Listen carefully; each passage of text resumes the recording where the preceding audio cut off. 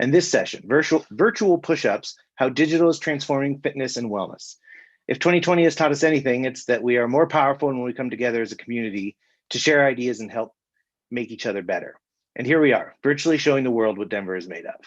At Denver Startup Week, we strive to make all of our sessions a space where attendees can connect, learn, and grow, regardless of gender identity, gender expression, race, ability, sexual orientation, or the combination of those identities.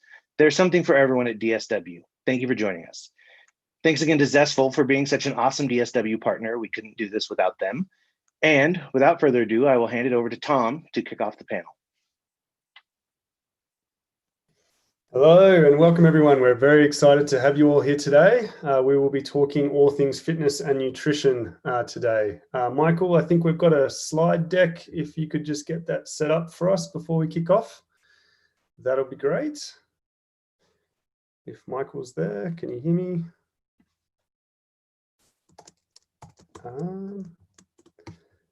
Maybe I can share my own screen. Oh, there we go. Okay, thanks, Michael. So just wanted to give you a quick sort of introduction to why we're all here today. As I mentioned, if you just go to the next slide, Michael, we will be talking today about the fitness and nutrition industry. This is a wellness tech market map where you can see it includes mental health and as well as family wellness apps there, but we'll be more focused today with our panelists and the discussion on the fitness technology and healthy eating and nutrition space in terms of our focus for today. Next slide. There's been a lot of interesting developments in the space of late.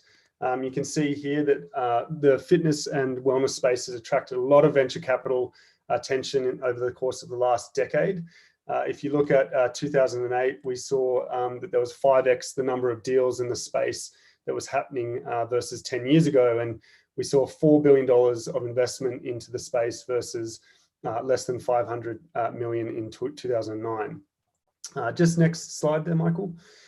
Interestingly, it's a very pertinent time to be having this conversation. This is something which popped up literally in my inbox this morning from TechCrunch. We saw that Tonal just this morning landed a $110 million round, Series D financing for the at-home gym set that it's been running with. And we also saw Swift, which is based down in Long Beach, California, closing a $450 million Series C led by KKR. Earlier this week, we also saw Apple made a bit of a splash with a new subscription service involving online workout classes as well. So it's a very hot topic as we open this session today. Next slide, Michael. Then COVID came. COVID's definitely been an interesting spanner in the works and something which we want to touch on today with our panelists. The Peloton share price as of yesterday was up 4x just in 6 months alone, hitting about $83 share price. On the other hand, we've seen Planet Fitness down 30%. So definitely within the space, there's been a big, interesting kind of roller coaster of journeys that different players have been seeing. Next slide, Michael. Just wanted to take a moment to introduce our panel. My name is Tom Humphrey. I'm with Access Ventures, and I have two of my colleagues on the call as well, Luis and Elise, who's going to be helping out with the session today. Luis will actually be fielding Q&A questions from you all. So if you look right down at the bottom of your Zoom, you'll see a Q&A button right at the bottom there. And if you have any questions at any point throughout the panel, please throw them into that Q&A box. Luis will be picking up on those, and for the last 15 minutes of today's call, we'll be actually running through those questions with the panelists. In terms of our panelists, we have Robin Thurston on the call. Robin was the founder of MapMyFitness and now is running with Pocket Outdoor. We have Lindsay Jenks, who's running a startup, and she'll tell you all about it in the nutrition space, and Zaw Thet. All of these founders are based in the Colorado ecosystem, and so very excited to be presenting them to you today as part of Denver Startup Week. Next slide, just quickly. And then finally, I'd just like to point out, if you're interested in this, we did, our team at Access Ventures did actually write up a reflection on the future of fitness market, which was the, I guess, impetus for kind of running today's webinar. And if you have any follow-up, interest in following up with any of the panelists or any follow-up questions, please feel free to hit me up and I can kind of field those with the panelists that we have today. You can find me on Twitter or LinkedIn. That's probably the easiest channels to do that. So with no further ado, I'd like to introduce the panelists. So we're going to kick it off and everyone can introduce themselves. I'll just go in chronological Brady Bunch box order here. So maybe Lindsay, followed by Zaw, followed by Robin. If you could all just take 30 seconds to introduce yourselves.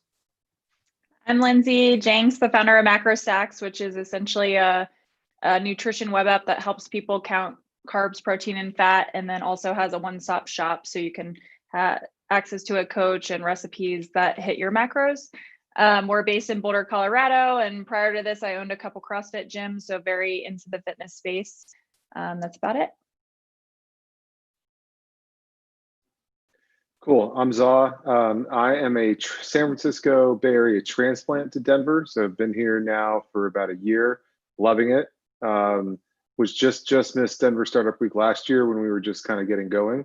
My quick background: basically spent the last 20 years in the Bay Area, starting companies and investing in companies, and basically got out to Stanford in 1998 and was like, holy cow, they'll actually give you money to start websites. And that was when you could still raise money just for a website in 98. So started my first company at 19 and never looked back. What we're doing here at Exer is actually something a little bit different. And so what we've built is an AI coaching platform that runs on the edge, runs on the phone, runs on a laptop, runs on a tablet, and allows basically someone to answer that question of like, am I doing it right? And how do I make it more fun? And so we've enabled a bunch of different applications that sit on top of that, some for physical therapy, some for fun. You can go download it. One of our proof of concept apps is actually an app store called Perfect Plank that allows you to check that out. And then we've also got a Zoom, Instagram, YouTube virtual fitness companion app that's coming out for browsers and laptops basically in the next 2 weeks. So look forward to that. Awesome. Hi, I'm Robin Thurston. Just a little bit of background. I've been sort of in sports and around sports for 40 years. That makes me old. I was a professional cyclist when I was younger. Founded MapMyFitness in 2005, really on a very simple idea about basically route sharing and sharing routes with friends. We obviously hit it big with 2 of the first 100 iPhone apps in the store. So we were very early in the sort of mobile development area. Sold that to Under Armour, was chief digital officer there for 3 years and built out e-commerce, sort of connected to the connected fitness audience that we had, as well as some hardware products. And really wanted to get into content when I was there to build a subscription business. But unfortunately, at that time in 2016, Under Armour started to have some pressure on the margins. So didn't get that done when I was there, and decided a couple years after my non-compete was done to sort of dive back in and get into the content world. So I bought the assets of what used to be Inside Communications as part of Competitor Group. So Velo News, Triathlete Magazine, Women's Running, and Podium Runner. And we started building a personalized sort of CMS system. And then, recently acquired all the AIM outdoor properties and healthy living properties. So Ski Magazine, Yoga Journal, a whole backpacker, climbing, a whole bunch of other properties. So now we have 35 titles and, have about 15 million people that visit us every month. Awesome. Thanks so much for that. I'm so excited to have this panel today. I think it's such an interesting mix of folks. We've got nutrition and mobile and exercise and AI and content and subscription. So a lot of juicy stuff to get our teeth into today. Robin, I was going to start with you actually, and I'm really interested. You obviously mentioned you sold MapMyFitness to Under Armour, and congratulations on that outcome. And then following that became the chief digital officer for Under Armour for some time. Can you tell us just how that transaction came about and how that all went down, and also what your transition was like from that kind of founder CEO to employee of a bigger company? Yeah, I'm laughing because so randomly out of the blue in summer 2013, I got a call on my cell phone from Kevin Plank, the CEO of Under Armour. And my first thought when he got me on the phone was, I don't think I own a piece of Under Armour, and I don't actually know what they make. Because I was in the cycling world, not really in the sports, sort of league sports world. But Kevin was a huge runner. He's running 4 or 5 days a week, and he was using MapMyRun all the time. And so he was, one, trying to figure out how to get into digital at Under Armour. He knew it was a big weakness. They didn't actually have any of their own engineering team, even for e-com. And so we just met. He asked me to come out to Baltimore. We met in New York first, and I went to Baltimore, and just really happened very fast. I mean, that transaction was from Kevin calling me to close in 90 days. So it was really, really, really fast. And he was really motivated to get the team in. We're still really good friends. We send pictures weekly to each other on things that we're doing, or, things like that. So it was a really good bond, and it was hard to leave. But I think the transition for me probably was easier than a sort of, I guess I'd say I'd say a entrepreneur that starts early in their career, only because I had worked for some large companies like Reuters and Wellington and other people. So I had quite a bit of like large company experience. So it really was pretty seamless. And I was very aligned with their culture, some good, some bad things, but I was, having been a sports nut my whole life, not just cycling, but, football and all kinds of other things. It was really easy for me to integrate there. And, the team was really embraced connected fitness. So it was good. And we built some big products. We built HealthBox that, was a $20 million business at one point. The connected shoe, which I'm wearing right now, that shoe will sell about 3 million pairs this year. And we started that shoe when I was there. It's fully connected into MapMyRun. So, it was a great transition. We built a big e-commerce business on the back of the connected fitness audience, but it was fast and furious, and it was an awesome 3 years of being there. But, I felt like content was the key to getting to build a really big subscription business. And, they just at the time didn't want to do that. So it was time for me to kind of move on after the 3 years I was there as a chief digital officer. Is this a good time for me to pull out my Under Armour fitness mask? I got one of those the other day too. I have to say that they're pretty comfy. Hey, they make good product, that's for sure. They do. More stylish than my cowboy mask. I'm going to throw it over to you, Lindsay. Actually, one of the things I'm really fascinated to get your insight on is, we talked obviously briefly just in the upfront presentation about how a lot of venture capital dollars have run into the space. And I know that Robin and Zaw have gone down the route of raising VC funding for their businesses. If I'm not mistaken, you've bootstrapped your business fully today, which is absolutely amazing, and congratulations. Curious how you have found it taking that route or route, I should say, it's the American terminology, and what challenges, opportunities has that created for you? Any lessons or tips that you might have for other founders choosing to go that route? Yeah, sure. I've absolutely loved bootstrapping the business just because it gives a little bit more flexibility early on. So I'm, a solo founder, and I just have, I think, control issues that I'm working on. But just being able to just like own, as much of the business as possible is really, really rewarding, and just creates a boatload of flexibility. But, there are shortcomings, of course, and some of those are just not being surrounded by, generally, when you get funding, if you pick the right partners, they're mentors. And, we kind of lack that a little bit. So I have to make sure that I'm intentionally surrounding myself with mentors, because you don't have people that are invested in you or your business financially. So, you really do have to do a little bit extra work there to make sure that you're growing and getting out there.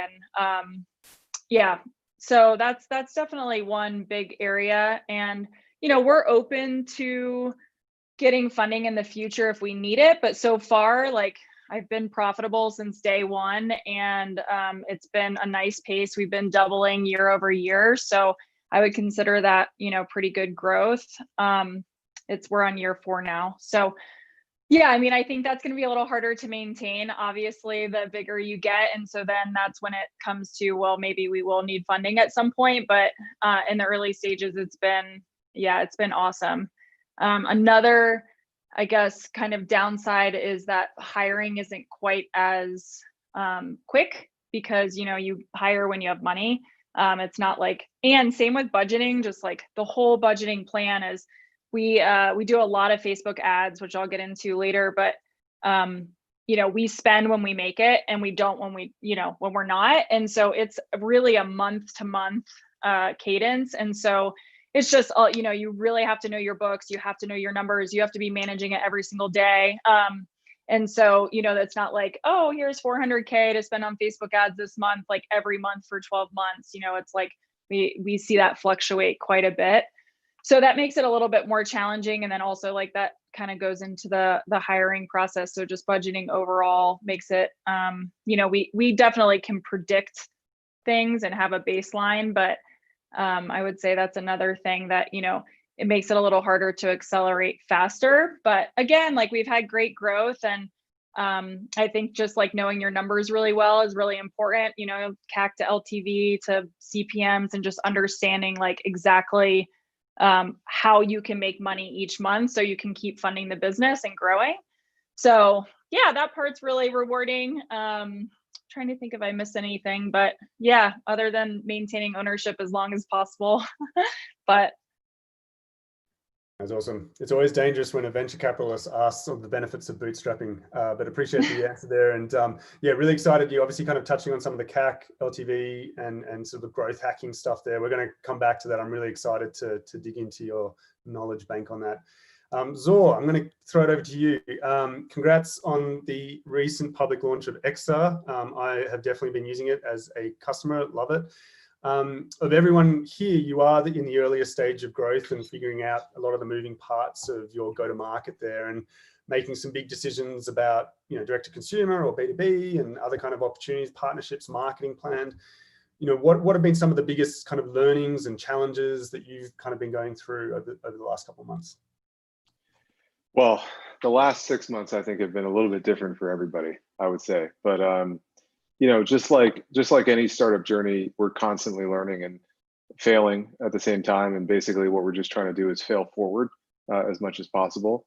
So just for a little bit of context, we actually really kicked off development for the company back in basically 2 years ago now. So September of 2018.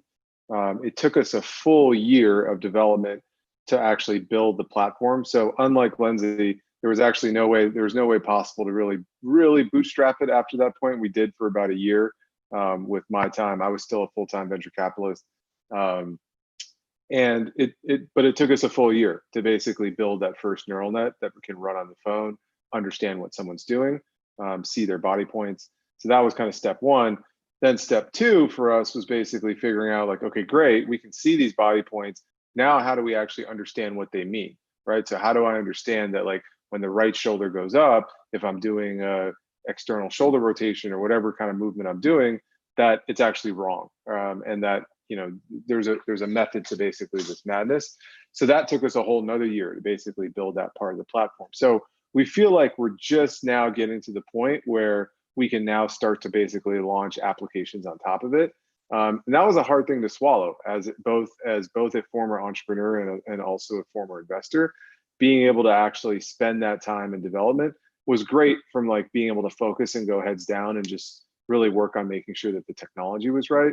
And I think, Tom, as we might talk about later, like we're really tech heavy, right? Like we have multiple different neural nets that are running on this platform. And now that we're building it out, we're trying to figure out, kind of where do we go to market?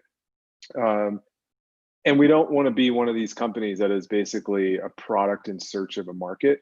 I think when we first did all this initial research, looking and doing consumer surveys, talking to people in the fitness industry, we identified a couple of key pain points, and what we've been building towards has basically been solving those. Now that we're basically testing and solving all those out, we're starting to learn a lot more.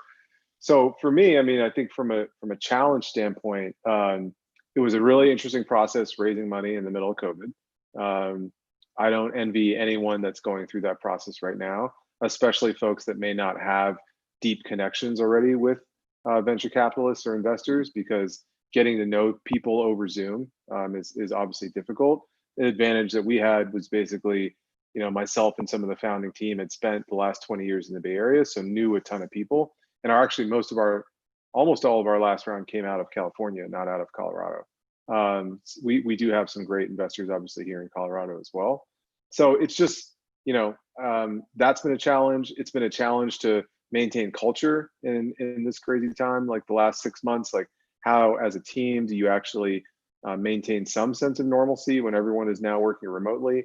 I know there's a lot of companies that were set up to basically be remote from the beginning. We were not. And we have a pretty tight team culture and do a lot of stuff together, or did a lot of stuff together. That's obviously gone away. We've done some stuff outside still together as a team, but we haven't been in an office all together since basically March 12th. So I think, right now, I still think about it as being a wartime mode. Like, this is, for folks that are in this industry, there's never been a better opportunity, given the challenges that gyms and studios and kind of in-person health and wellness is having. But there's also never been a harder time to basically manage a team, hire a team. We're hiring for 6 positions right now, and I'm basically in the middle of just doing Zoom interviews. Like, it's very difficult. But in the end, there's champagne problems compared to, some of the other issues that are going on in the world. So that's my take. Can completely understand. Robin, this is your kind of second major startup, if you will, following MapMyFitness. I'm curious, as you're kind of getting a second crack at the challenge, if there's anything that you take away, and just recognizing that a lot of the folks on the audience here might be interested in either founding, fitness tech startups or thinking about founding. And so kind of curious if you had any kind of tips or lessons that you take away from the MapMyFitness journey that you now carry forward with you as you go into Pocket Outdoor Media. Well, ironically, you had another one of the companies that I was running before Helix on your map at the beginning. And actually that one raised just when I was there, 250 million and 370 million total. I guess that some of the takeaways I'd say is, one is, when you're early, like MapMyFitness was, also in a cycle where, I always tell the story about how at MapMy, when I went to raise capital in 2009, we were already doing about 3.5 million in revenue, and really had a pretty good user base on the web as mobile started to grow in late 2008. But when I went to Silicon Valley, I was talking to tech VCs that were runners and cyclists, and almost all of them said no one was going to run with their phone or ride with their phone. They were just like, that's never going to happen. And I'm like, I don't know. Use case is pretty good. Music, safety, mapping, all in one thing. But so it depends a little bit on, my view is where you're at in the cycle. Now I would say recently that I feel like we still are in the second, maybe third inning of this whole fitness, trend. So, when I look at what Lindsay's doing or Zaw's doing, I go, you couldn't almost pick a better time. I mean, if you want to come in and watch a baseball game, second, third inning is a great place to sit down in the seat and start, seeing what's happening. So I think it's still really early. I think there are some really amazing products. I'm lucky enough to be an LP in a bunch of different funds and get to see a lot of deal flow and things that are on market. And again, I don't think there's a better time to get into this category. I think the key learnings from like Helix, and certainly MapMy, which I think we did a really great job of sort of balancing fundraising at MapMy over the 10 years we built it versus kind of building the business into something that was a real business. There were other competitors in the space, frankly, that didn't care about revenue. They just were focused on user growth at the time. We were always focused on, really trying to build a profitable business that, we thought was sustainable on its own. I mean, so I think it's really important. Like, I really respect what, Lindsay's doing, what Zaw's doing. Like, in some ways, the other thing that really drives me nuts about, when you first go to market, which is a problem Lindsay doesn't have right now on the investor side, is like, there's this thing that VCs will say, like, they have pattern recognition, and they'll be like, this is the way to run your business. This is the thing you should be doing because we've seen it over and over and over. And I just don't believe that. I think entrepreneurs, there's potentially hundreds of ways to get to a successful outcome. There isn't a prescription. So I would say as somebody that's been through it a few times, like, don't sort of drown out the noise, just focus on what you're doing and do it as well as you can.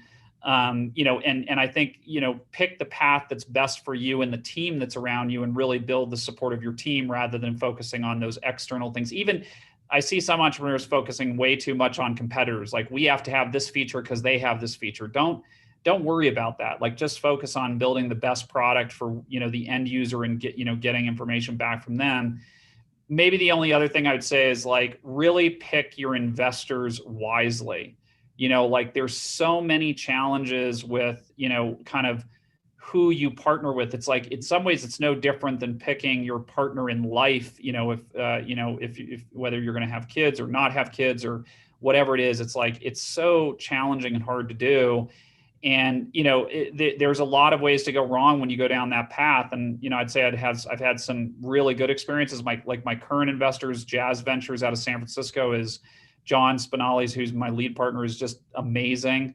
So, like, that's a really important part of, setting up your company when you just do decide to take money. So I try to tell entrepreneurs to take their time, because on the flip side, it can also be really bad and it can be really challenging.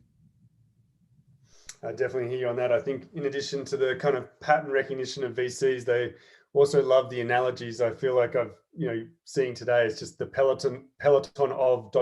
insert rowing, and then, or insert the gym or the weightlifting or boxing.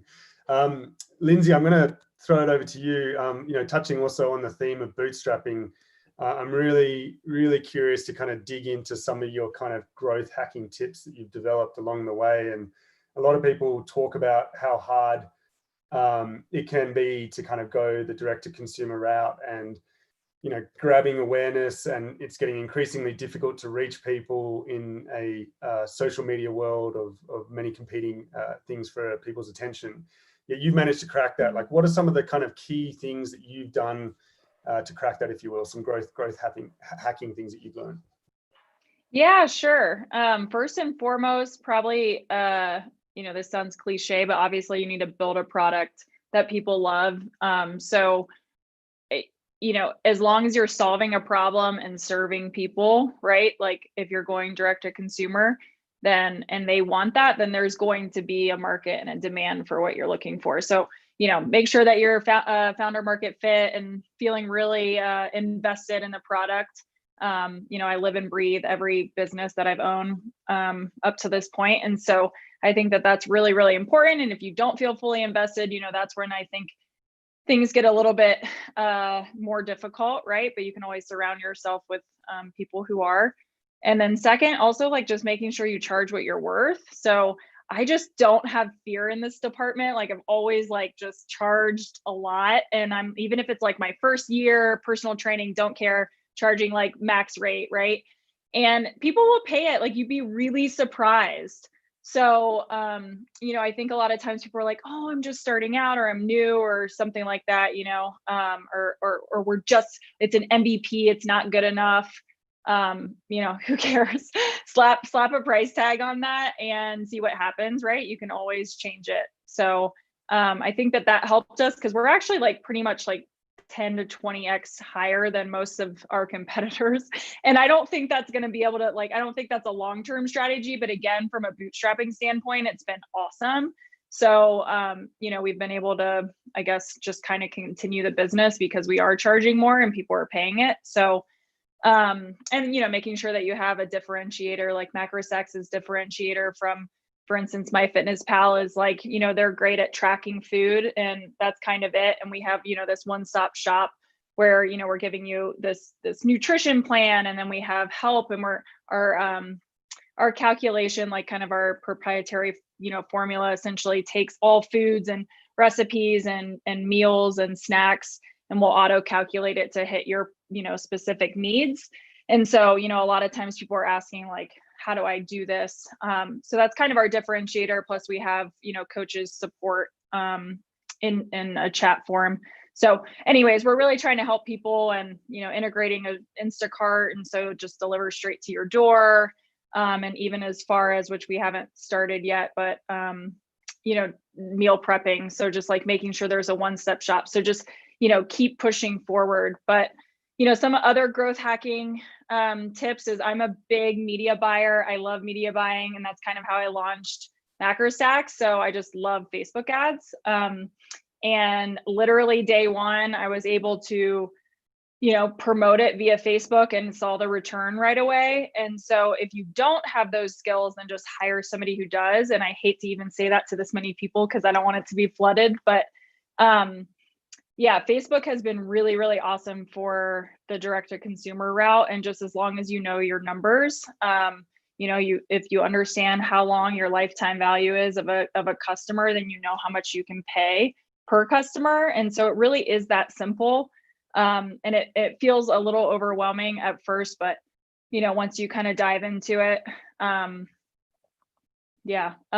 would say Facebook is like the biggest thing. And then also launching MVPs early. So like, again, it kind of comes back to the pricing, but just not to be fearful of getting yourself out there, get feedback, see what people, you can always give refunds, right? Like, so just start to get feedback. And especially as founders and everybody on this panel, you understand, like, it's, you're embarrassed, especially when somebody, uses it or buys it and you're like, oh my gosh, I'm sorry, we're still, early. But that's like, that's how you grow and that's how you get the feedback. So I would say like, definitely like, don't wait to launch and then charge what you're worth. So hopefully that was helpful. That was super helpful. Thanks for sharing. Zaw, I'm sure that you're very embarrassed that I'm using your product at the moment as well. Your platform, Zaw, is perhaps what I would say, and I think you actually used these words before, the most tech heavy of probably the others on the call today, in the sense that of the dev you've had to build up and the investments you've had to make in computer vision and AI and a lot of these AI models that you had to build in the background. Obviously, technology's come a long way to kind of get to where we are today to enable that, particularly in terms of what can be done on the mobile today. What I'm kind of curious, just to kind of, given you're in that kind of heavy tech space, like what do you see kind of happening? What's coming down the pipe in terms of tech developments? What major developments and themes are you seeing how that might define the next 5 years or so in terms of this space? Yeah, absolutely.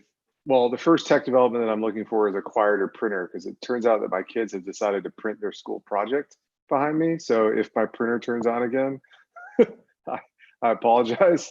Printers need better technology. We've outsourced this to HP for too long, which just, there's got to be a startup there in there, just printers that work for everyone.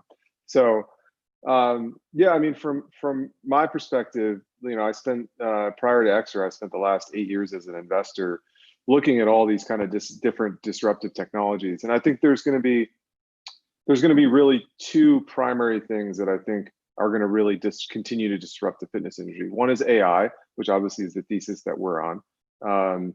And I can even show some of it. I don't know if we don't actually have that much time, some of the newer fun stuff that we're doing, just so people can get a feel. But the ability for folks to work on the edge and have, AI is not going to be this thing like HAL or the Terminator. Maybe one day if Elon gets his way, like there will be all of that, but it's not going to be this one overarching industry. My thesis and the thesis that I've taken as an entrepreneur and investor has been AI is going to disrupt multiple different industries in different ways. We're seeing it already in the medical space, right? We're seeing it with being able to examine x-rays better. We're seeing it with billing options. We're seeing it for customer support. So we're seeing all of these different industries that are being disrupted by really good AI and true AI, right? Like real deep neural nets, not just like kind of ticky-tacky machine learning. So I think that's one important component. And then I think the second interesting component is really actually going to be around AR and VR. And I know those, for augmented reality and virtual reality, those things have been bandied about for the last, 5+ more years, actually 10 years. They've become more real in the last 5. But I think there is going to be a really interesting opportunity for people with augmented reality. And to me, in some ways, Mirror, Peloton, those connected fitness devices, they're the kind of the first version of this augmented reality, right? Where you can be taking a Peloton class. It's not even live, it's just on demand. And you actually feel like you're actually in a live class. To me, that is actually some version of augmented reality. Mirror obviously got the aesthetic really right around, being able to, just like when you're in a studio, see yourself in the mirror, have the instructor be kind of behind you and do that. And so that I think is going to come as we get to more portable devices, Apple, Facebook, et cetera, they're hard on this hunt, trying to put those two things out. So I think, from a technology standpoint, there's a lot of stuff that's going to become even more commoditized over time. And so, like Robin in the early days when he was, doing this stuff on an iPhone, like you could basically get a GPS sensor, but all of a sudden, like a GPS sensor on a phone, that was revolutionary, right? Because instead of a bulky Garmin or something else, now you had a consolidated device. All of these things that are in our homes, whether they be laptops, phones, iPads, or big connected devices, TVs, they all have cameras in them. And so I think as people get more comfortable with it, we're going to start to get to a point where technology like Exer and other companies, because it's not just going to be us, are going to be leveraging that AI to really kind of change that user experience. And so, it's going to be a fun next couple of years. I think we've reached almost like peak mobile saturation in the US. Obviously, that was what drove a major amount of growth over the course of the last 10 years, from the launch of the iPhone all the way up through the last couple of years. It enabled huge companies, Uber, Facebook arguably got 20 times bigger just because of mobile. Obviously, the TikToks and everyone else's of the world, Instacarts, et cetera, Lindsay's company, Robin's company. So I think now AI and some of these other advanced technologies are going to be that next driving force for the next 10 years. It's fascinating. It's just amazing how rapidly the technology is moving. Robin, I'm really curious to dig a little bit into Pocket Outdoor Media and some of the thematics that you're touching on there. I see like two big thematics that I believe that you're tapping into that I'd love you to touch a little bit on. Like one is the shift to like a more holistic view of the health and fitness of the human. I think you mentioned like the CRM for people type thing. I'd love you to talk a little bit about that, as well as the idea of a new model of for content monetization, the whole moving from advertising to subscription model. Could you talk us a little bit through your plans with POM and just your vision for the future of fitness, specifically in those areas? Yeah, sure.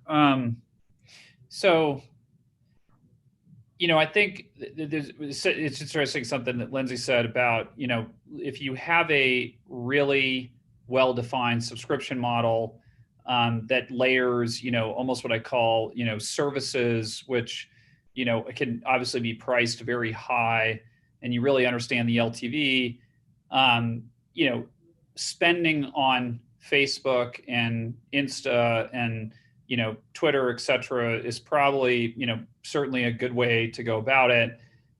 My theory on Pocket was, well, one is that I think all the major, global subscription platforms are really aggregations. It doesn't matter if it's Prime, Netflix has O&O content as well as external licensed content. You're seeing this, in a whole number of areas where, even so Disney, it's interesting. I just talked to the head of Disney Plus the other day, and she was telling me that they were doing okay at the beginning when they first launched Disney Plus as standalone, but it really was when they added ESPN, Hulu, and National Geographic into the bundle that literally the curve went parabolic. It just went insane. So, my theory a little bit in the active lifestyle category, to sort of touch on two of the points. One is that, I do think that we have migrated through a time where consumers now better understand that if it's free, they are the product.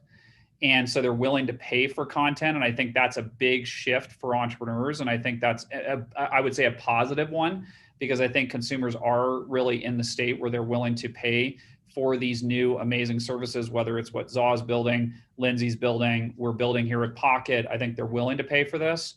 And that is our theory in the active lifestyle category, and why we're trying to put all these puzzle pieces together is that we think the most powerful subscriptions are going to be aggregation and curated and personalized, delivered to the customer through all these things. And, the same thing I'd say is like one of the things we plan on doing with POM is like, if, Lindsay's service and Zaw's service are really great, we want to put that in front of the customer, whether we bundle it into the subscription package and do some sort of bundle with them, or we simply have a great listing of services that we've reviewed and we are suggesting to the customer, that's something that we want to do across all of the categories that we're in, whether it's yoga, whether it's skiing, whether it's cycling, that's something that we want to do. But from a philosophical perspective, one of my big problems was that, the market has changed dramatically in 10 years. And what I mean by that is like when we launched MapMyFitness, we basically got to 20 million users for free. I mean, iOS and Android paid for all of that. Now, we were one of the top apps. We were always in the top 5 or 10 apps in the market for, really for more than 6, 7, 8 years. And even today, because of those trends, they're still in the top, 10 or 20 apps in the health and fitness space. But those days are gone. So like the reason Lindsay or other entrepreneurs have to be great at user acquisition is because, the days of free acquisition are essentially eradicated. Like Google and Amazon and all these guys have optimized how they get you as an entrepreneur and your application to pay for that. So like one of my theories about buying these media assets was like, you have to have a big audience if you want to create a big audience, right? The most famous joke in app development in the last 10 years was, how do you make a small fortune? And it was like, start with a large one, right? So like, it's the world has changed a lot. And so buying and aggregating audiences, and then aggregating them up into a single subscription platform, we really think is a very powerful story to tell. And certainly something that, investors have gotten behind. I mean, we're already north of 20 million raised in less than a year, on this thesis, right? So, we're pretty convinced this is the right model. We're already seeing great traction. We only have Active Pass launched on 4 endurance brands right now. We're in the process of migrating all the other old media sites, and we're seeing really phenomenal growth of subscription across the platform, and we haven't even really leveraged all of the assets that we have in the portfolio yet. Fascinating. It reminds me of when Spotify first came out and someone was trying to convince me that people wouldn't switch to subscription versus like the ownership model, which Apple had on Apple Music. And here we are today. So it's certainly a thesis which has played out in other markets. Lindsay, it's interesting, I've got a thesis looking at some of the most successful companies which have popped up in the fitness tech space, fitness space, I should say, whether it be SoulCycle, Peloton, or Tonal, you name it, in that there's one thematic which kind of runs through them, which is this strong sense of community. And to some degree, some element of celebrity, especially in obviously the model of the instructors on SoulCycle and Peloton. I'm curious, just your perspective on the role of community in building a fitness company, and specifically, obviously, MacroStacks, and anything you learned about, how you go about building that sense of community.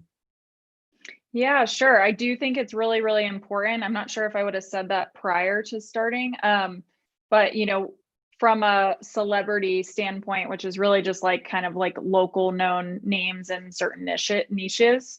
That's a great way to kind of just make sure that you're getting the word out in, these smaller markets, and that's kind of still where we're hovering. But as far as like the bigger grand scheme of things, for instance, we have a Facebook group that's called MacroStacksers. So we branded, MacroStacks to be like, if you're a part of this community, you're a MacroStackser, right? So that was like step one, just making sure that you feel like, you can have all these people kind of on your team. And so within this, Facebook group, which is kind of a simple undertaking, right? But we like make sure that we only let people in who are MacroStacksers and they've paid, and we have them answer questions. And we do that so we can make sure that the content is really, really positive. And so everybody in this community is like, oh my gosh, MacroStacks changed my life. Or they come in, they're like, there's no way I can eat this much food. And then, somebody else in the community is like, trust the system, 100 people or 1,000 people in this, in the community say like, trust it. And so now there are advocates, right? And so they're helping with retention. They're also motivated too. Like, so there's, places to share photos and stories, and same with like, Peloton, you're looking at this, inspirational person, right? And so I think that it is really important to make sure that, if it's in the fitness world, in my opinion, the branding is pretty important, that you have people that are talking about your brand who are fit, right? And look a certain way. And, I think that's inspiring to people, but then also having you know, a smaller community of just your average folk who's like, hey, like, you know, I've seen great success with this. And, you know, I think it's really, really, really important in order to just like make sure that you can have that organic traffic. All right, thanks for that. Now, Zora, I think you've been pinging me that you want to do a screen share, which is making me very nervous. So we're going to experiment here, but I'm going to take back control if you screw up my webinar. I had a question for you, which is around, you know, the switch, well, COVID, right? So a big question on everyone's mind is, you know, we've seen a dramatic shift, you know, through COVID away from the in-person gym experience to the at-home workout. And you with XR seem to be playing obviously very well into that thematic. Where to from here? You know, what's going to, you know, once things, you know, open up a little bit, you know, are we going to return back to normal? What are things going to look like post-COVID in your mind?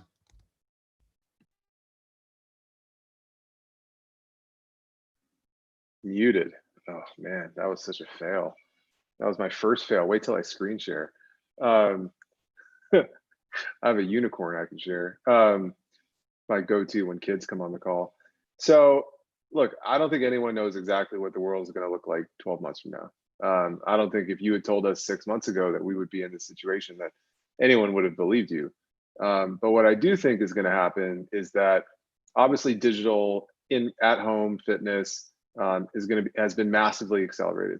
What we've seen in talking to gym and studio partners has kind of been this curve, which was like in April, end of March, April, everyone, you know, had to furlough their employees. 90% of trainers and coaches got laid off or furloughed, and people were moving to on-demand virtual workouts, sort of the Zoom, Instagram Live, YouTube, etc. Then, frankly, there was this wave back in like June where everyone was like, nope, this is great. We're opening back up again. This is going to be fantastic. Like everything's going to be fine. And then the reality of sort of that summer surge that we saw hit, and they're back, you know, they're back down to either being closed or being very limited in capacity. Now we're sort of back in the mid phase where everyone's just kind of waiting to see what's going to happen with the fall. Obviously schools reopening and everything else. It's just a very uncertain time. And so because of that, I think what we've seen is that digital has gotten to a point where everyone understands, where the traditional brick and mortar operators know that now they need to have a digital offering, and that's not going to go away. There's always going to be, it's at a certain point, a percentage of their audience, of their clientele, whoever it might be, that is just not comfortable going back into a gym, or has found that working out at home and, you know, means less of a commute. It is fine enough. They've managed to somehow procure equipment over the last 6 months. You know, there's going to be a bunch of different things I think that happen from that perspective.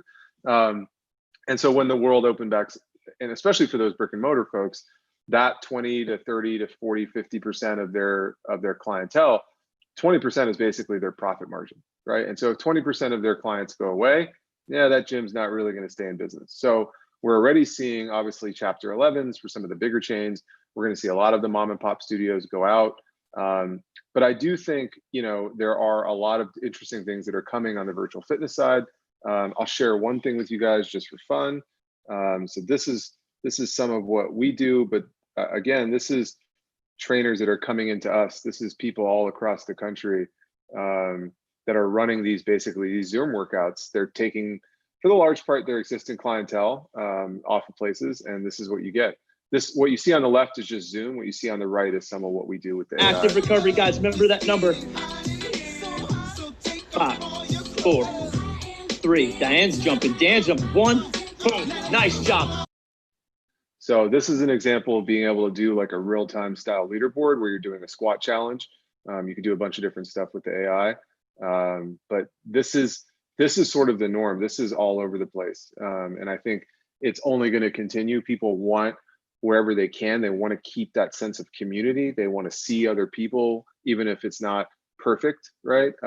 So I think there's just going to be there's new platforms, there's no video platforms that we're not touching that. Other people are doing that. New billing systems, new customer acquisition systems or discovery. So I think that's just going to be the reality that everyone is going to adapt to, and I don't think it's going to go away. At least that's our thesis. Awesome. Well, thank you for that successful show and tell. That was great. Luis, I might hand it off to you. I'd love to kind of just hear if we've got any kind of good questions from the Q&A that you wanted to field to the panelists. Yes, and this will be a question for the group, but Robin, if you can start first.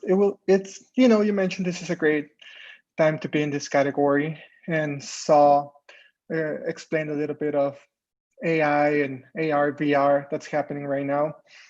Oh, this morning earlier this week we saw the announcement of Apple Fitness Plus, and we have the announcements from Swift and Tonal. So where do you guys think the industry is going, and what's the role that big tech is going to play in all of this? Well, I could spend an hour talking about my view of big tech, and kind of the challenges that smaller entrepreneurs have versus how they use that data to decide which verticals to go into. Look, they're going to play a role. There's no question with this larger focus on health and wellness in general.